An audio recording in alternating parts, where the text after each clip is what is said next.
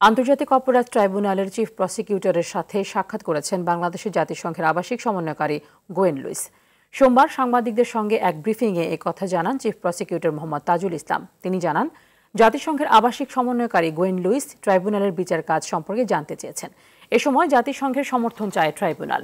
এর প্রেক্ষিতে প্রযুক্তি থেকে শুরু করে সব ধরনের সহযোগিতার আশ্বাস দেন গোয়েন লুইস। সাবেক প্রধানমন্ত্রী শেখ হাসিনার দেশে ফেরা প্রসঙ্গে তিনি জানান, শেখ হাসিনাকে ফেরাতে বাংলাদেশ ভারতের জবাবের অপেক্ষায় আছে। জবাব না পেলে আইন তার নিজস্ব গতিতে চলবে। বাংলাদেশের পক্ষ থেকে আনুষ্ঠানিক অনুরোধ জানানো হয়েছে যে এটার জবাব ভারত দেয়নি। বাংলাদেশ সরকার অপেক্ষায় আছে, দেখা যাক তারা জবাব দেয় কিনা। না দিলে আমাদের আইনের নিজস্ব গতিতে চলবে, বিচার প্রক্রিয়া তার নিজস্ব প্রক্রিয়া অনুসরণ করে চলবে।